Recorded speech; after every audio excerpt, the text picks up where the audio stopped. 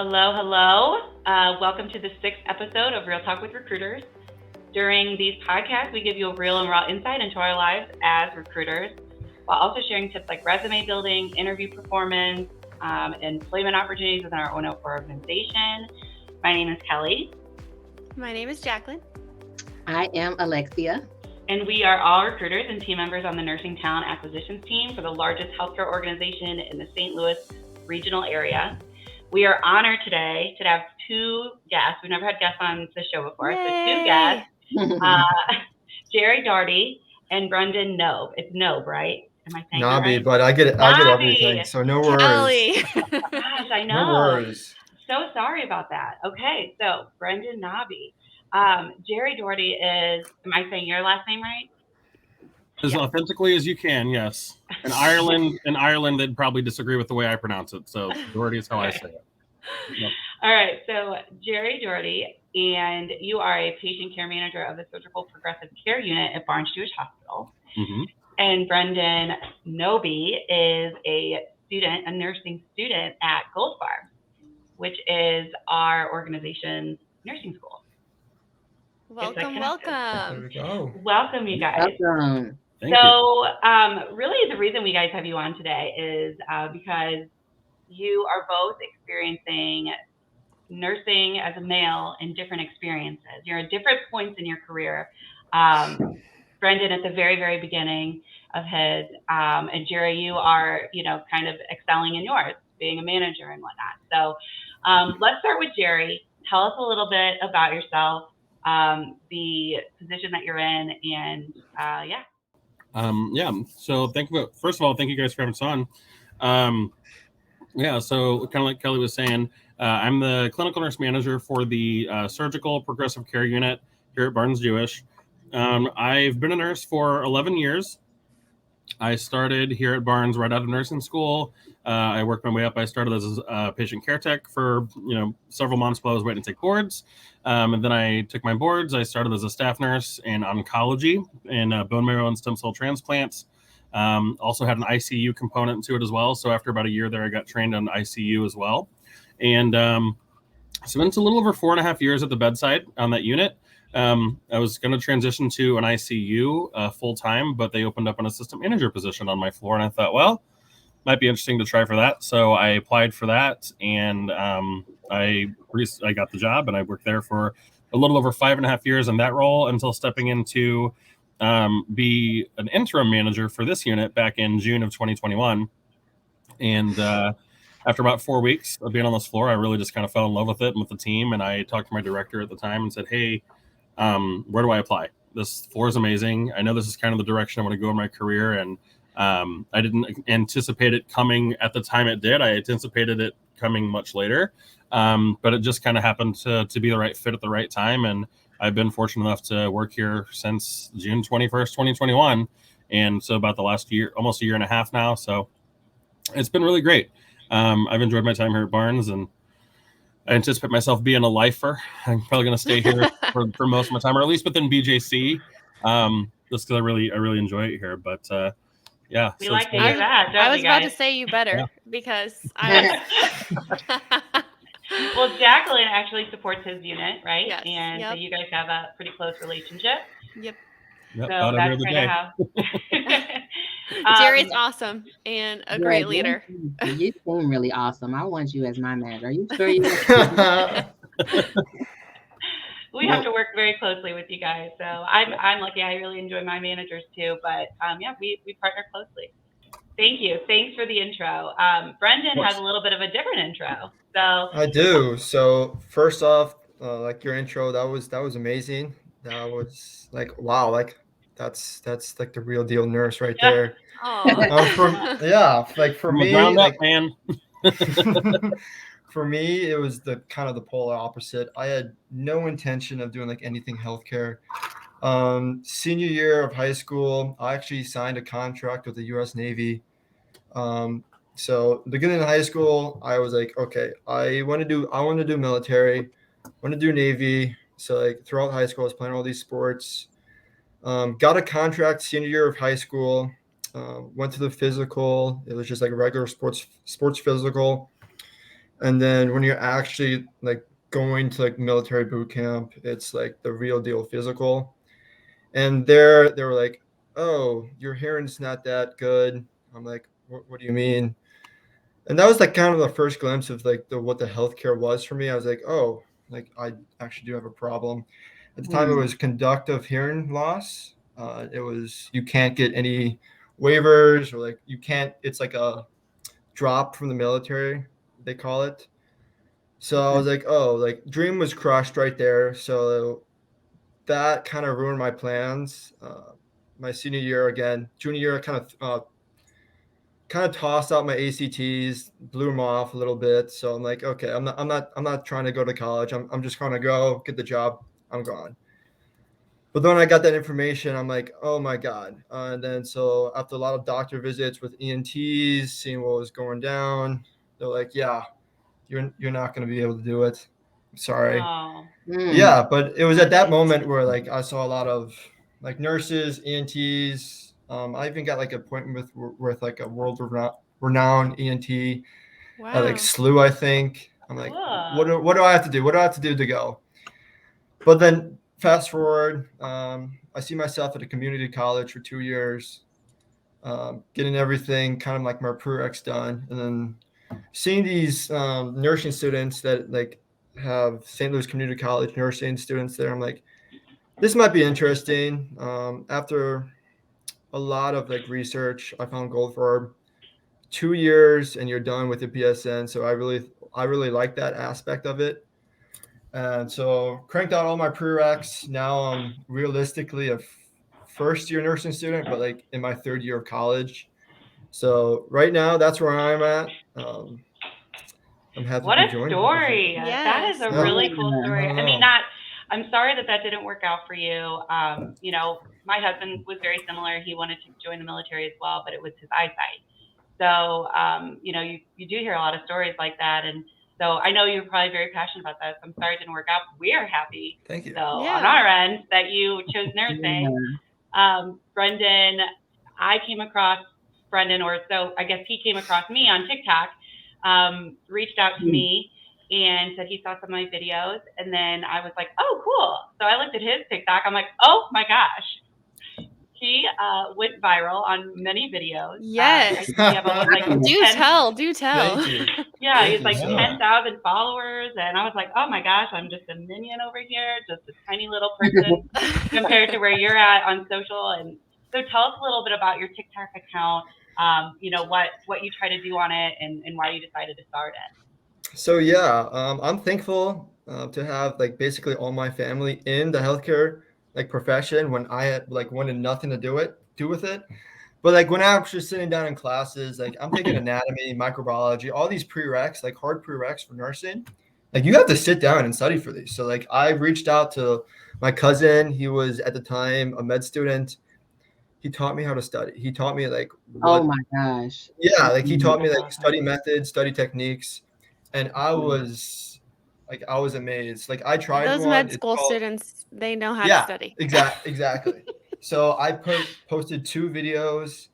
One of them is called like the Wrongy method. It's amazing. You got to check it out if you have TikTok. If you don't, you can look it up on YouTube. But it's like a 9-day study method before the exam, and you're just like relearning every material on like the lecture. My second video, like she said, that blew up was like a hack for PowerPoint, how to get like a study guide from like a 200 slide PowerPoint, and you can have a study guide right there. Those, yeah, like one of them got like 3 million views or something within a Wow. day. Where were you That's when I was in crazy. college? That is Exactly. So Where was the social media platform when Right. you were in college is I had the to question, suffer. man. exactly. And then I told my cousin about it, and he was like, "You stole that from me. I should be the one going viral." So I was like, Well, "Yeah, I do." mean, it's all about the ideas though too, you know. Yeah. Exactly. But what you're doing is you're sharing this information with so many other students out there, and that's making a difference in their experience in school, which is so huge. It's so awesome of you to share that. You know, so I even learned a few things going through it. I didn't know you could turn a PowerPoint into a study guide, you know. that was pretty cool. So Yeah, it was. Oh, Brendan, I'm very excited to binge look at your TikTok tonight. Yeah. So like it's I good. have more content coming. Again, like I only have 2 videos that blew up, and like the other ones other blew people. up, they just weren't in the millions. Like I would say, like That's true. That's true. the other Like ones even still had TikTok, a lot of views. Yeah. even like I got some like sponsorship deals. Like whoa, like whoa. What? I'm not that famous. I'm not that famous. Well, That's you cool. could Because like a Yeah. website, I had like a third website. It was like it's easy read, like a website, and it's basically like science and all of these college textbooks, all with summary. So like I'm not even buying textbooks anymore. Like that's what Okay, we found a need to talk website. We're gonna need to talk offline. You have my email. Meanwhile, his cousin's over here like, this is my idea. Right. Go ahead, give your cousin a shout out. Just struggling Yes. struggling through med school over here when my cousin's making all the millions Yeah. of views. Right. Pass Thanks, them- Now, Brendan's yeah. cousin. Yeah. Yeah, now he's a resident, so he made it through fine. Oh, okay, he's doing okay. Okay, so your social media is at Brendan Knobbe, right? So it's Knobbe, like Knobbe. lowercase Knobbe. Knobbe, Jeez, I Knobbe couldn't Brendan. get it. It's my last I'm name with sorry, the medical name usage. So Knobbe Brendan. Knobbe Brendan. Okay, Yeah. and we'll put that. We'll post that everywhere we post this as well. So I'll make Thank sure you that so get much all for the saying this. I wasn't attention. even gonna. Oh, I think it's I a wasn't big even deal. gonna like talk about Yeah. my TikTok, and then you It's a big brought it deal. up. Like, oh, It's a Thank big you. deal, and it's definitely where that's kind of why we are on social media now, because that's where the students are. That's where this new generation of nurses are, and it's important to find new ways to connect. And we do have our sourcing that we do on Indeed and LinkedIn, but that gets kind of old after a while. What's nice is to have this fresh outlook and to be able to share this content and information in a new way. And so Mhm. that's exactly how we got connected. You saw me, and then I was like, oh yeah, let's collaborate, let's do something together, and then that's how this I will came to just be. kind of I have a side question for Brendan, and I do want to just tie this back into with Jerry as well, because you know, on Jerry's unit, he tends to get a lot of referrals. So the students talk. They hear Mhm. about his unit, or maybe they visit his unit through some sort of shadow or clinical, and then they just all talk to each other. So it seems like the students are very well connected. How have the students in your nursing program reacted to your social media presence, Brendan? again, like I'm not that famous. I wouldn't say I'm like a big TikToker. I posted again 2 videos. Have they seen But- them? Have a lot Yeah, of them? my close friends are like, "What the heck?" Like, like, I didn't know you were so popular. Like, I'm really not. I just posted videos that again from like That med worked. students and like It Yeah. worked. like who's I find like studying like long hours like really fun to me. Like I want to learn about the human body. I get to learn about the human body. I really like that aspect of it, and like helping other people with studying and then nursing is a fun thing for me. That's why I do their account. But all the students like, oh wow, that is really helpful.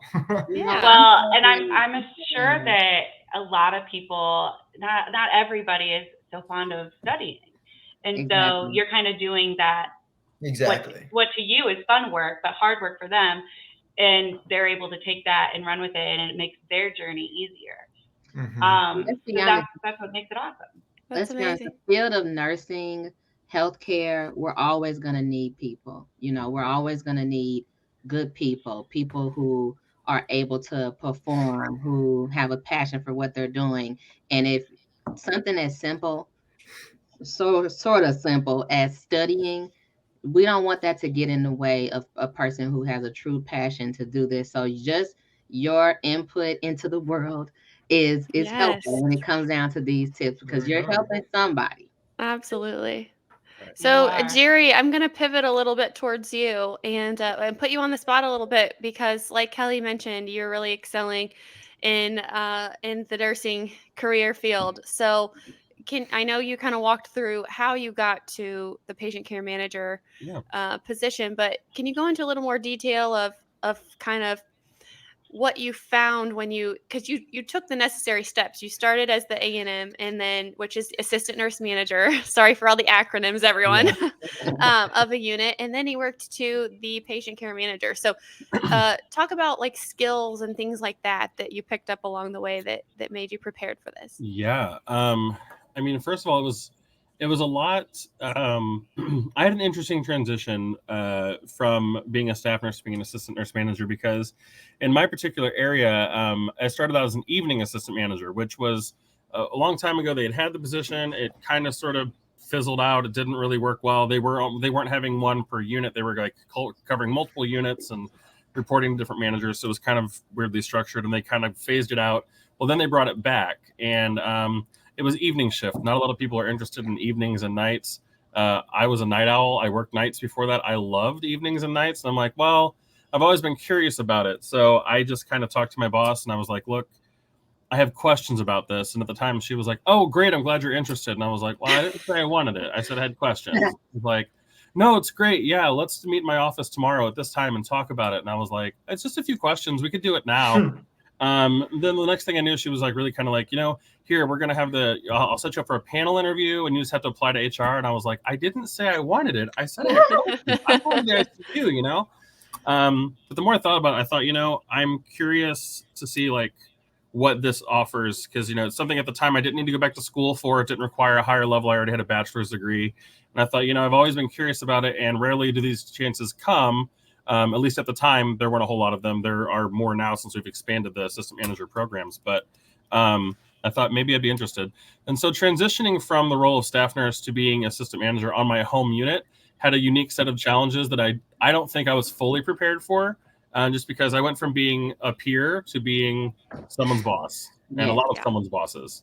And so like people that I had maybe trained under, they trained me as a new nurse. I'm now their direct report. Like they're my direct report. They're reporting to me. And when there's situations that arise, anytime you're in leadership and management, you have to maybe do a corrective action, or you have to do a coaching about something. How do you sit someone into your office to do a coaching who has been a nurse for 20 years, who trained you? And you're saying, well, we could have handled this situation better. Like it was weird. So I kind of had to lean really heavily into one of my manager at the time, who also was a staff nurse on that floor. She had the benefit of becoming an assistant manager on another floor, then coming back as our manager later. So there was a kind of a gap where people didn't know who she was, and she came back in, and it was a bit of a clean slate. I'm like, I didn't get that luxury. I didn't have that. So I had to lean heavily into her, like, hey, how do you transition to a role where you are now, working as the boss of people who trained you? And there were a lot of mistakes along the way. Some things I'm like, oh, we could have handled that situation a little bit better. I really learned active listening skills. I'm very chatty, as Jacqueline will tell you, but I had to learn active listening skills. I don't like a lot of just dead silence, and I had to learn that sometimes dead silence is precisely what you need in that moment, because the other person's processing and thinking, how am I going to respond? So, I went through a lot of leadership classes here at Barnes that we offered that really helped me kind of, fine tune some things. And I still to this day, I refer back to a lot of those before I have those crucial conversations with employees. And I thought, I'll give this a year, and if I hate it, I'm just going to go back to the ICU and be a staff nurse again. It'll be fine. And they said, yeah, that's great. And then 5 years went by, and I was like, I guess I like this. I think I want to do this more. And people were like, oh, and I kept getting people ask me like, oh, have you considered, one of this manager stepping down? Why don't you go there? And I'm like, I don't think it's the right time or right fit. I don't like a lot of uncertainty. And then I just went polar opposite when this came available. I knew nothing of this unit. I knew nothing of the people here, nothing of surgery. I wasn't a surgical nurse. And I was like, you know what? Throw my hat in the ring. Why not? Yes. And so I was fortunate enough that they were like either desperate or they were impressed. I don't know which one, but they were like, we'll give them a shot. It's just interim. And I thought, great. If they hate me, it doesn't work out. I go back. If I don't love it, I go back. It's fine. Like I said, then 4 months into it, 4 weeks in, I was like, this unit's amazing.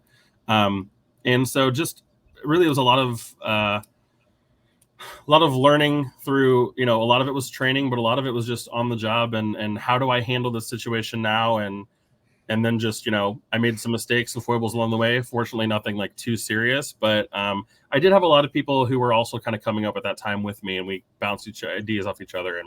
And So yeah, that kind of made me want to progress further. So when this opportunity came up again, I was like, these opportunities don't come up all the time. Right. And my manager kind of recommended it to me. He's like, hey, this is actually my old unit I used to work on. I think the vibe with them would be great with you, and I think you could really excel. So, and since then, it's just been one challenge after the other. We take it one day at a time. But you know what? I loved it. A few things that you said that I really, really, really love. One, which is a takeaway for myself, for anyone listening, for all of us here on the panel today. You looked back at your resources to help you through the challenging times. And I love that because that lets us know that number one, you care about your job, you care about being an efficient manager, and you care about your employees because you want to approach the topic with what's the word? Not with your gut. You want to approach it with actual evidence-based Yeah. thinking, Yeah. you know, that came I from an agree. actual resource. I can't remember the terms they taught me in school, y'all, but you know what I'm trying to say. Yeah, I really, really like that part. Yeah. I do too. And I love that you mentioned that you, you went to some of those leadership trainings within BJC, because that talks a lot to the fact that BJC, we have a lot of opportunities for career growth. And so there is that support internally that you can always get, because as we know, nurses are always wanting to learn and grow and try new things. And that is supported within the organization. And so you really spoke to that just in your own personal experience. Yeah, absolutely. I just I had to learn a thing called emotional intelligence and kind of knowing how to talk to someone. And one of the big takeaways I did learn is, we work in a highly charged environment with very competent individuals. And so when those individuals are just incredibly stressed and overwhelmed, one thing that I've clung to is two things. One is what's important to you is not necessarily important to your employees. They care about the small stuff: toilet paper in the bathroom, not enough hand soap, the small things. And then That's awesome. That's great. And then you're not going to win an emotional argument with logic. I learned that very early on. That's great advice. Yeah, and that's for anyone. That's not just leadership. I've incorporated that into relationships. I've talked to people and I'm like, sometimes I've asked people when they come to my office, I'm like, is this a listening conversation or is this a me trying to fix things and help you conversation? Look, I'll just start with that. Remember that, Brennan, when you get into an argument with your significant other and they all whatnot. Yeah, I don't need you to fix it. I just need you to listen. Notes. I'm taking notes. I will just start and be like, is this a listening conversation or is this a fixing conversation? Just so I know what mode to be in. And otherwise I'll be like, well, have you tried this? And they're like, I don't need your input. I just need you to listen. And I'm like, okay, we're an emotional conversation today, so it's not going to be a logical one. I got it. It's fine. I love that. I really do. Yeah. Well enough to say that though, that's a good sign. Yes. Yeah. Because I'm a fixer. So if someone's trying to do something like, oh, what are this? I'm like, I didn't ask for you. I'm like, okay. Some advice I want to give to Brendan as you go through shadowing and experiencing these other units. Really have conversations with these hiring managers like Jerry, because their management style needs to kind of link to what you're looking for too. And that's what's going to make your experience in your new role so special, is if you have that connection with that hiring manager. Like, they have that management style that you need. So I always try to give that advice to students, because that has to be a part of your shadow. That has to be a part. You just having a conversation and kind of understanding them a little bit will help you know. It might be the exact unit you want, but if you don't think that you're mainly going to click with your manager, maybe it won't be worth it. I haven't seen that so much with my managers at all, but it really is just like any job interview, right? That's what you're looking for anywhere you go, but there's a lot of opportunities. Yeah. Spot on. That's really, really good advice. I think you should tell your friends about that advice, Brennan. Yes. Yeah. And if everybody was like Jerry and so open about their management style, it'd make it so much easier. I hope they're not, because that might be more competitive for me to get people. Jerry's like, shh. Well, I want to pivot back to Brendan a little bit. I do have your resume up, Brendan, because I think that one. Okay. I love this. No pressure. Brendan, I hope it's okay. But Brendan, he has done so much so far, just his short time as a nurse, and I think it's worth talking about. But we had a podcast not long ago about resume building, and Brendan listened to it, and he sent me his resume, asked me to look at it, and I was like, had nothing to say. It was so great. I'm like, you did a great job. It's written I saw it. perfectly. Yeah, I should have shared it I with think both you all Jack and did. I think you Alexia. all Yeah. did. Mhm. Yeah, it's very clean. It's beautiful. Love it. But I think it's important to talk about some of these things that you're doing. So I want to address, well, basically, I'll let you discuss it. Tell us what you're doing at Children's, the volunteer work that you've been doing, how you've been involved so far as you're a student. Okay, so let's just take this from the beginning, I guess. So I went to like a Catholic high school in West County. Junior year, you have to do like service and volunteering. And I'm like, okay, let's do Rincon Jordan. It's like kind of right down the street from like my school. If you guys don't know where Rincon Jordan is, it's kind of like a hospital, like you're transferring home. Mhm. It was a very eye-opening experience for me. Like there were some like injured, like when I say injured kids there, and then I see them progress the 2 years I was there to walking home and like just going home, living normal lives already. The nurses, the PTs, OTs, even physicians there were like incredible.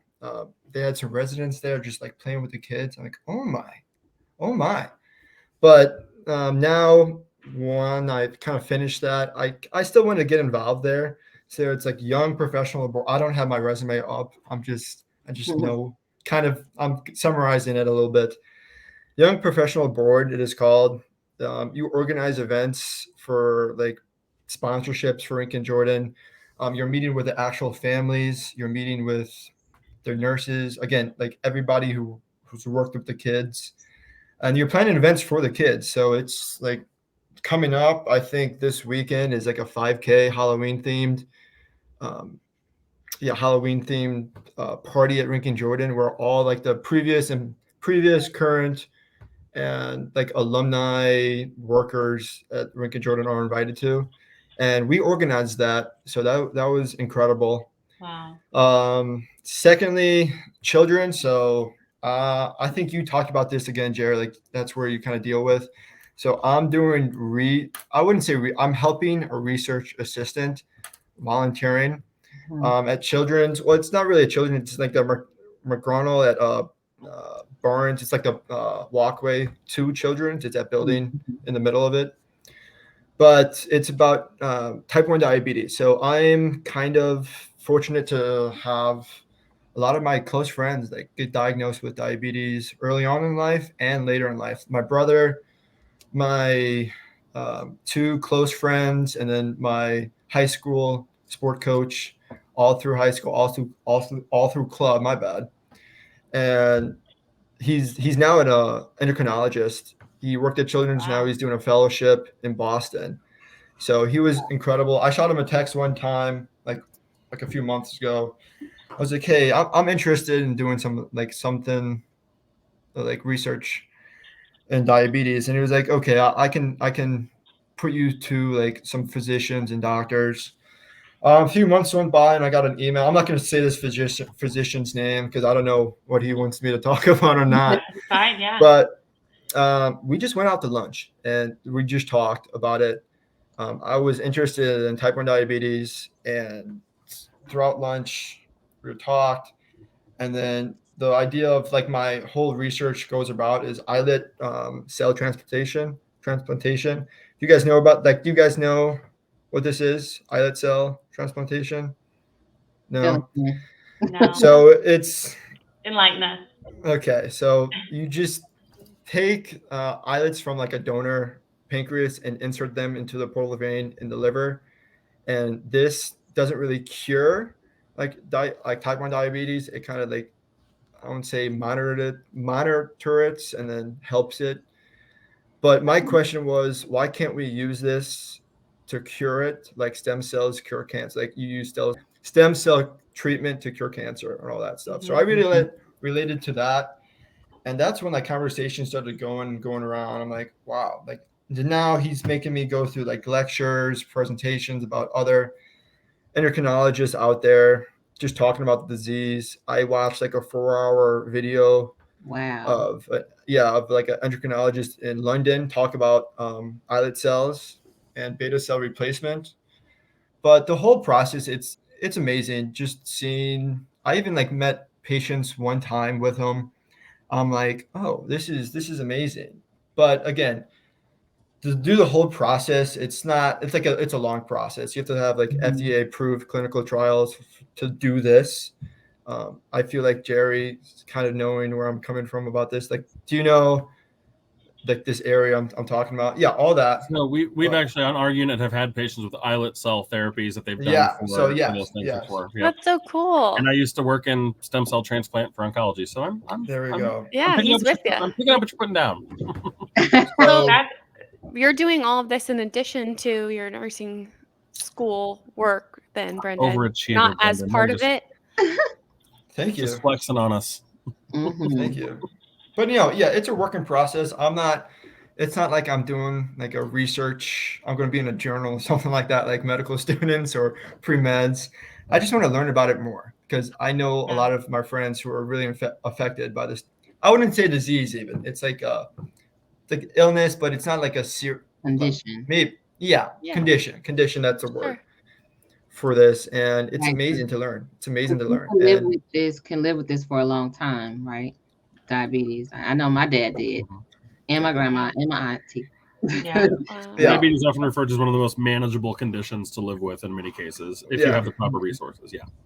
Yeah. Well, Thanks for sharing. yeah, Yeah. and I want to say, you know, when I was looking at your resume, I think that we see a lot of GMs come through, right? And you know, we're not Graduate nurses. graduate nurses. I'm so sorry. Acronyms of this Acronyms. world. We see a lot of graduate nurses come through. We see a lot of resumes. And it's often that we see a resume where they don't have a whole lot of experience within the healthcare system, but that's okay, right? Because, you know, they went through the schooling, they have all of the, you know, everything they need to be a nurse. But if I were to see this resume come through, immediately as a graduate nurse, just where you're at right now, you're not even through schooling yet. This is impressive as is. Right. Yeah. That you're Right. doing all Thank of you. this on the side. And so Right. that's why what I told you after we talked, after I looked at your resume, is keep doing this stuff because this is gonna allow you're gonna have a lot of opportunities That's right. if You're you walk special. in with a You're resume like this. special. This is I'm looking at it too. I really was. I'm right when I got. I'm like, You guys all have this pulled up right now. I don't have like, it. It's okay. You don't want to look at it. You don't want to. I'm Look like, at I'm it. looking at mine. humanitarian, volunteer, ranking, Joy. I'm like, He's okay, a board member now, you Rankin are- Jordan. You're not just volunteering. I mean, you are volunteering, but you're up on the board now. yeah. I would say, I wouldn't say like official board. Like those board members are like high end, high. I would say like a volunteer, That's me.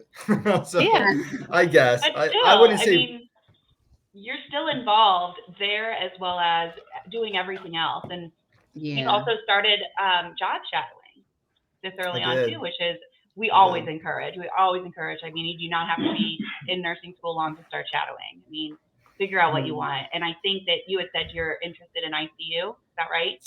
I am. So I kind of job shadowed in every hospital's ICU. And again, Barnes is just a beast with the ICU.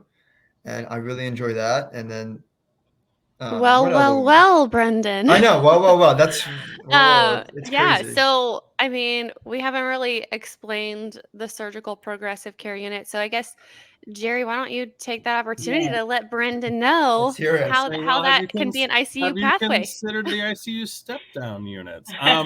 Yeah, so we do. When I interview a lot of graduate nurses and just new grads and stuff, a lot of them are looking for those really the really romanticized ICUs and different things, which are great. And I was in ICU as well for a certain time, but they're very competitive. There are a lot of people that want to get in there.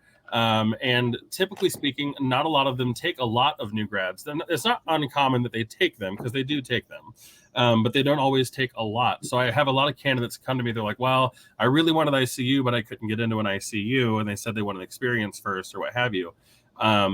And we have on the surgical step down unit, we are what's called an intermediate level of care.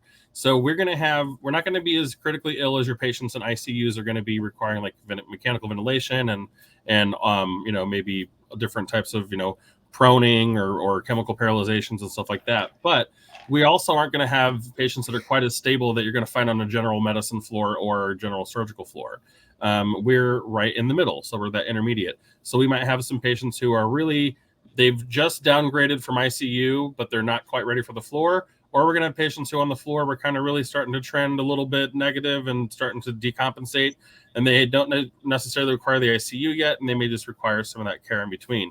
So the PCU, or the progressive care unit, is a great opportunity for those people who are really, really wanting to go critical care, but maybe aren't able to get their foot in the door just yet. Because what I can tell you is when you come here, we have so many different types of, we're all surgical, but we have so many different types of surgeries. We have kidney, liver, pancreas transplant. We have hepatobiliary services with like Whipples and gastrectomies, liver resections, and all sorts of stuff. We also cater to ear, nose, and throat. So a lot of trachs. We get laryngectomies. We get plastic reconstructive surgeries. So all sorts of different types of procedures for skin flaps, muscle flaps, mandibulectomies, and different facial reconstructions. So a lot of, maybe a little unstable airways at times that need closer monitoring. And we also do ortho micro hand surgeries for all sorts of different types of things, in addition to trauma overflow and just general trauma surgeries, acute care emergency surgeries, etc. So we get a lot of variety, which when you work in the ICU, I don't know if you shadowed 44 ICU here at Barnes, but they're the 44 burn, trauma, and medical ICU or surgical ICU. So they get all of those different types of patients as well. So we're a really good, what I say, breeding ground for ICU nurses, because I've never had a candidate who started here who applied to the ICU or to the PICU or to STEP, anywhere else with ORs or ED or anything like that, who did not get the job offer. I've had them that maybe decided to not take the offer at the time, but I've never had a candidate who came through that I've known here on this floor not get the offer. So I always joke the ICUs really love to steal my employees after like a year or two, but I constantly know that we're just kind of, unfortunately, we're great units to work for and stay with, but we are just kind of known as one of those units that we're constantly kind of rotating through every couple of years of people who are like, I really want to further my career. And if we can keep you furthering a career here at Barnes and go into that 44 ICU or that 83 MICU or something, we're going to do that. Even if it's not Barnes, BJH, BJC still.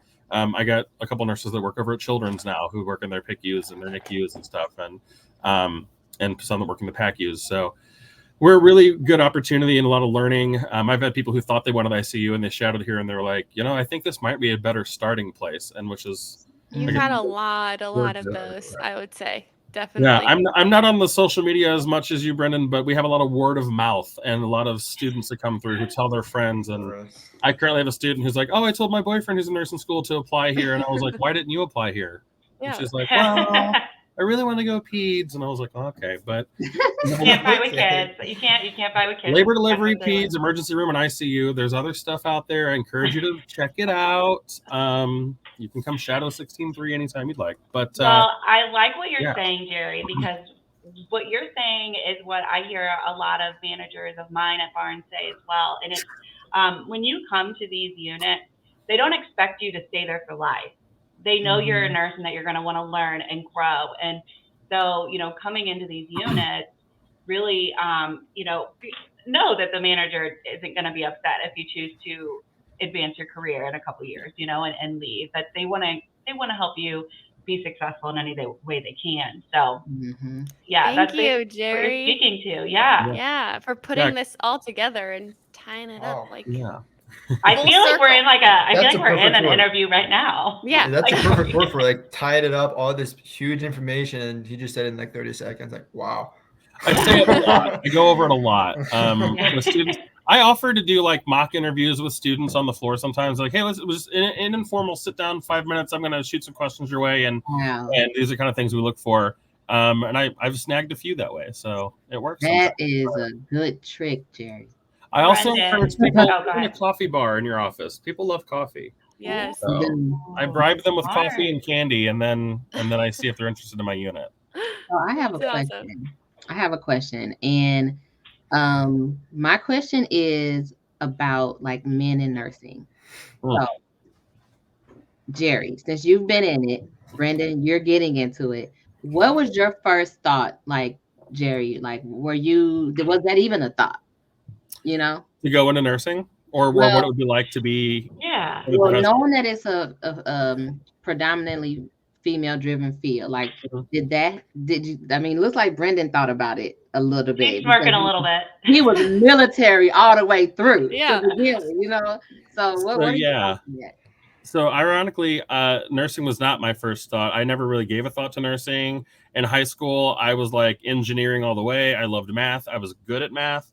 But I also really liked the idea of like education. So like, maybe I could like, be that like, cool high school science teacher or something. I like sciences too. But I was full on. I planned on going to like University of Missouri Rolla for like their, when I was called, I think, Missouri University of Science and Technology now. Go for like architectural engineering, for civil engineering, or maybe even like, landscape engineering and architecture. But then my grandmother was in the hospital quite a bit during my like high school years, and I was always up there visiting her and everything. And she used to always say, "Oh, I love my male nurses. I love my male nurses. They're always so good to me." And she's like, "I think you'd have the personality for it." And I was like, "Okay, Grandma, that's all right. That's That's cool." amazing. I never thought about it, but one of my good friends who she's like my second sister. I've known her my whole life. She went into nursing, and she would come over to our house and talk to my sister and I and the rest of the family, and we'd just be at dinner, and she'd be telling us about her clinical days and everything. And then we gradually started noticing that like she would say something, and everyone would just kind of just like be grossed out and stop eating and like leave the table. And I'd be like, "Well, then what happened?" And she's like, "Oh, well, then this happened." And so it always ended up just she and I talking about stuff. And I'm like, this is actually pretty interesting. I never really gave it thought before. And as I continued to think about it, I was like, maybe I do want to do nursing. And so my family, knowing I wanted to do engineering, whenever I told my mom and my sister I wanted to go into nursing, both of them laughed out loud immediately. My mom was like, "Ha, okay."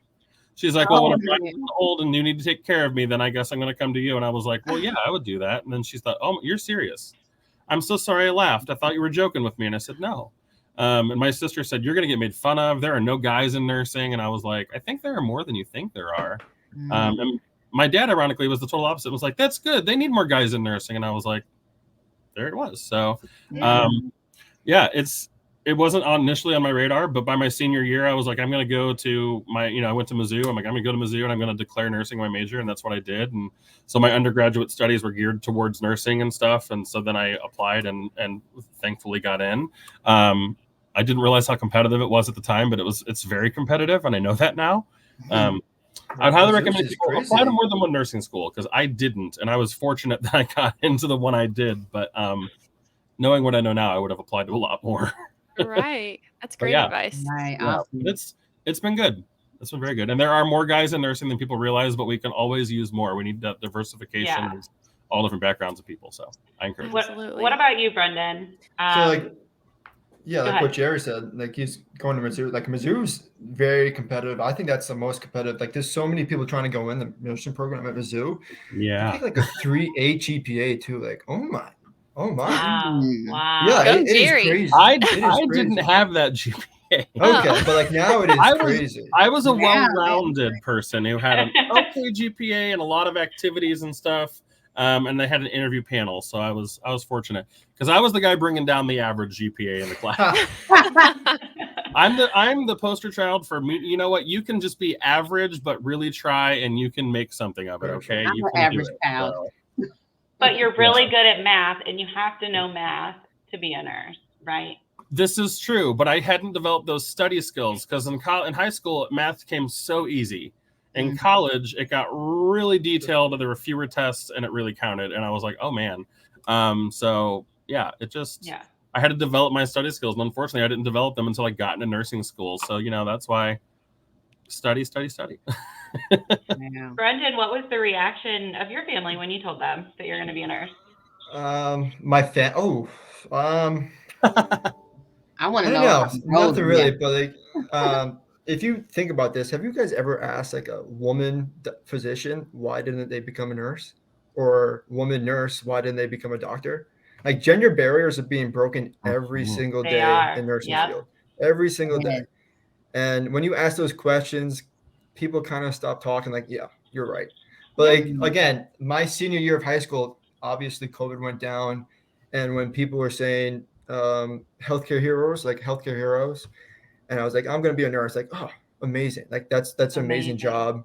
One of my friends are going like business, finance, or something, and like I tell their parents, oh, I'm just a nurse. They're like, never say that again. Yeah. Exactly. Never say that. Never Yeah. say that again. That's an amazing career. I'm like, oh, like that was the first like wake up call I had.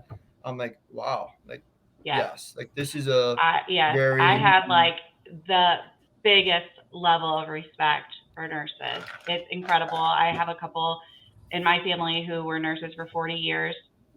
And they're like our go-to, right? I'm the family member that calls you. And it was like, I have this rash. What is it? You know, sends pictures, you know. It's I'm a at rash. the family event showing them my son's cut or whatever, you know. But Oh yes, we're always using our nurses resources. yes. Like we respect you guys, and what you're doing is major. it's major. And you Yeah, know, I mean, as nurse recruiters, I feel like we've always had, you know, like so much respect for nurses because we've gotten to know the hiring leaders and the nurses, you know, so well through interviewing them and, you know, placing them, you know, in their careers. But I really do think that, you know, COVID definitely elevated that even more, and like for the whole world to kind Yeah. of, you know, see right. all the amazing things you guys do. And All hey, the props to amazing all those things. students who went to nursing school during COVID. I mean, that's like, nursing school is hard enough. You add like COVID on top of it and doing things virtually and things changing, like Right. At a it's global so pandemic. actual nursing school, Yeah. yes. Prereqs, not at all. I could Yeah. just wake up, hop on my computer, and go back to sleep. Wow. So Oh, man. Brendan, so COVID, because a lot of people are, from what I've been hearing, you know, again, like I said earlier, you know, there's always been a shortage of nurses, or you know, there's always a need for nurses. COVID made you want to be a nurse even more, right?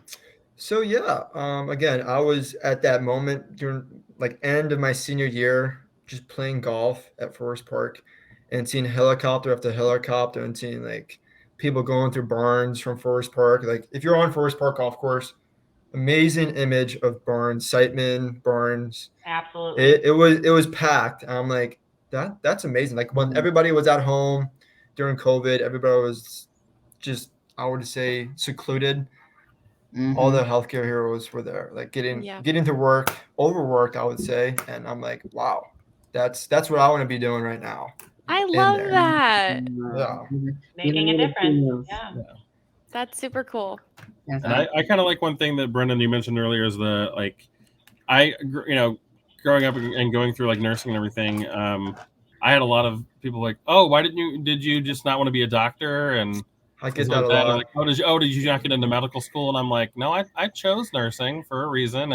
And you know, like you say, gender stereotypes all the time. Audacity. I don't.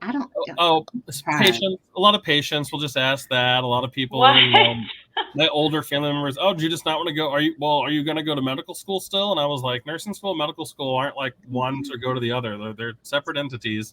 I can't tell you though how many times, and my husband is a physician, how many times during residency he came home and said, why didn't I just go into nursing?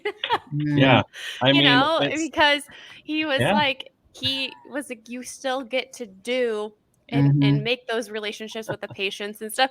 But it's definitely making improvements and breaking those gender barriers that I think that, you know, is going to help diversify the field.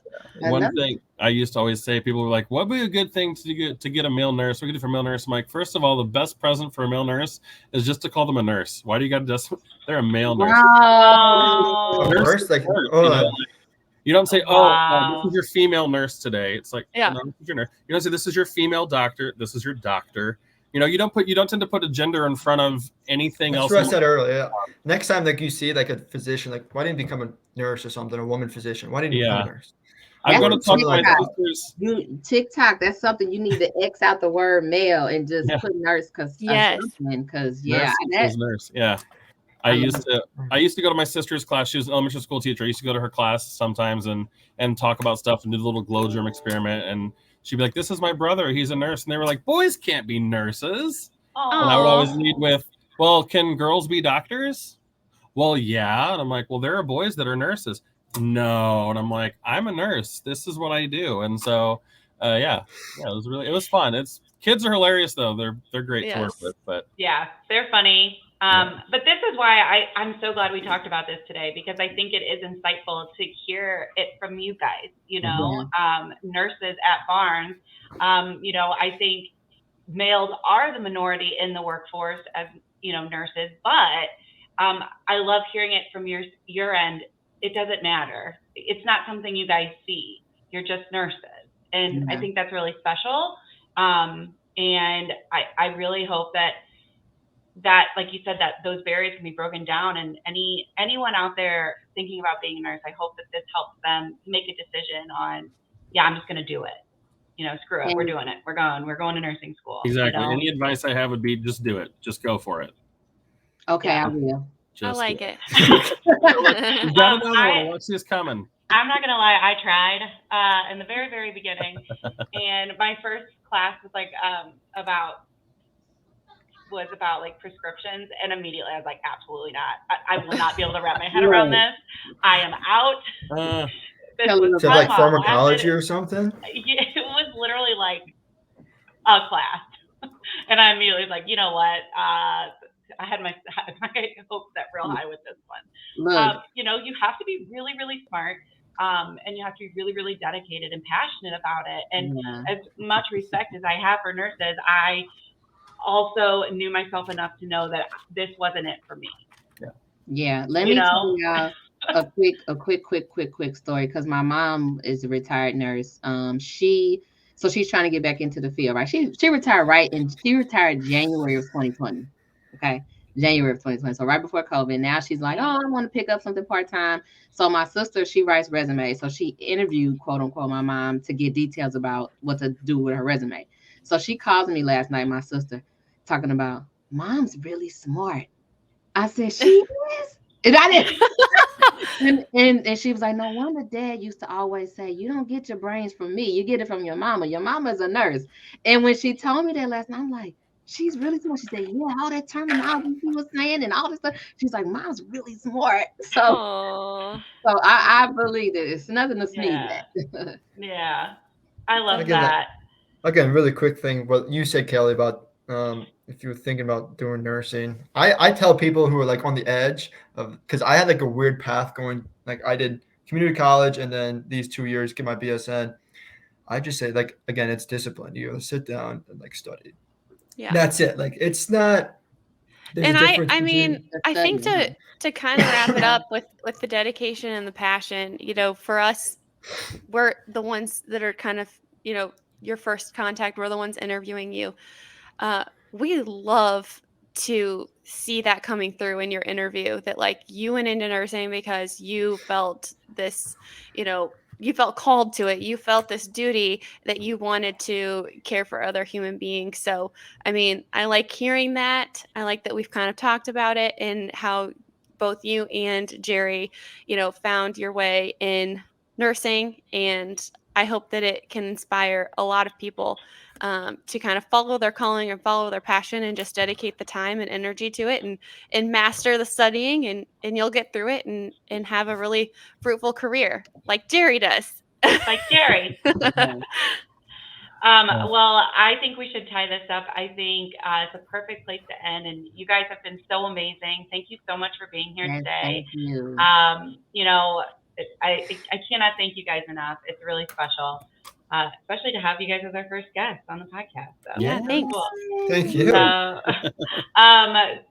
if you have questions for any of us and you're listening to this, if you're watching this on YouTube, you can always comment below, or you can find us on our socials, any of us, even Brendan. You can find him on social and reach out to him. I'm sure he'd be okay with that, right, Brendan? I'm just signing you up for this. Yeah, that is fine. Just, yeah. Check out my page. Again, more content is coming soon. Yeah, definitely. Yeah, we're excited to continue following you. And we know you're going to have many, many prospects. Definitely. But you've been great. Jerry, you've been great. Thank you guys so much again. And have a good rest of your day, everybody. Thanks for having me, guys. Thank you. Bye. Thank you, guys. Bye.